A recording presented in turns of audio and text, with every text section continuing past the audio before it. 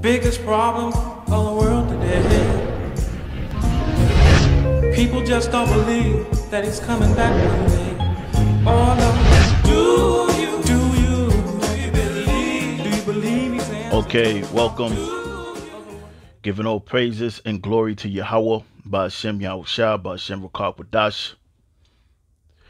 Double honors to the eldest apostles of Great Millstone, and peace and blessings to the hopeful elect, the ones that are sincerely in the faith of Yahweh Yahushua.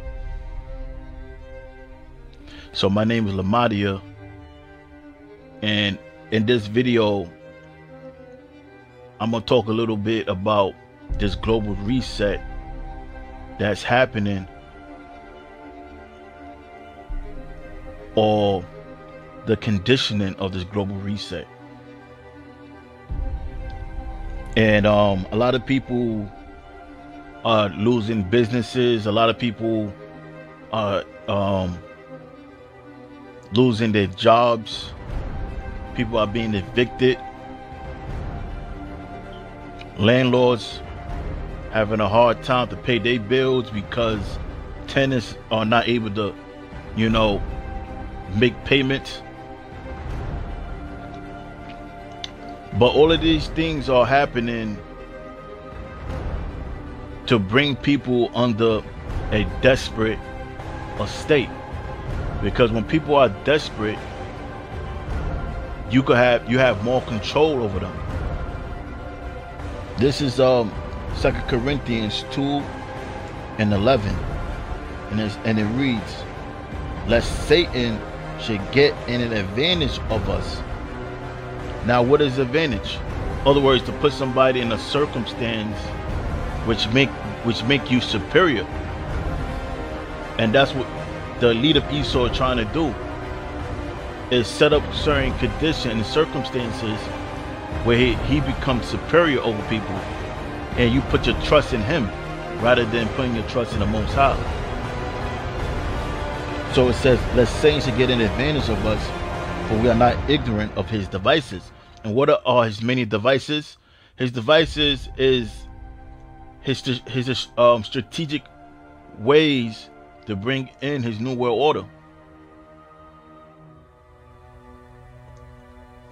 Such as this shutting down different businesses, saying they're not essential, so they could go under.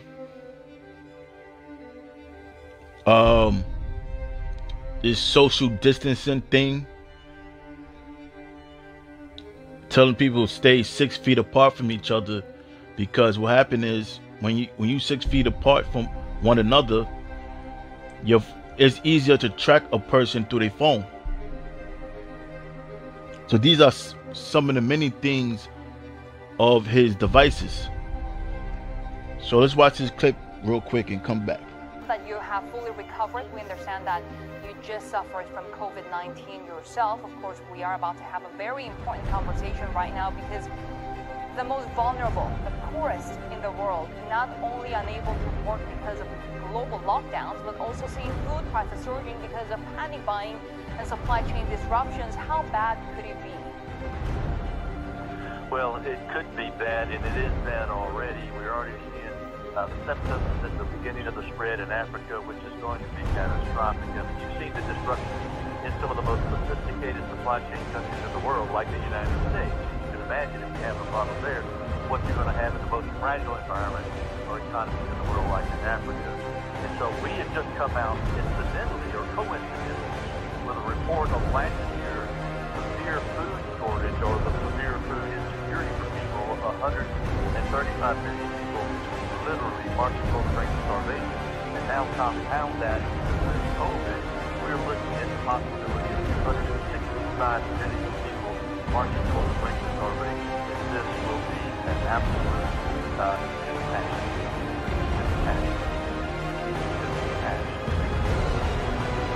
So there you have it. So you have the UN speaking of a potential famine that's going to be a biblical famine. Listen, now this is according to the UN. So let's read Luke 21 and 23. But woe unto them that are with child, and to them that get sucked in those days. For there shall be great distress in the land, and wrath upon this people. So this was going to happen, man. There's going to be great distress upon the land. And the ones that are going to suffer the most are women. You have a lot of women, like they like to say how so independent they are. But when this time comes, we're going to see how independent you really are. When you fall under distress.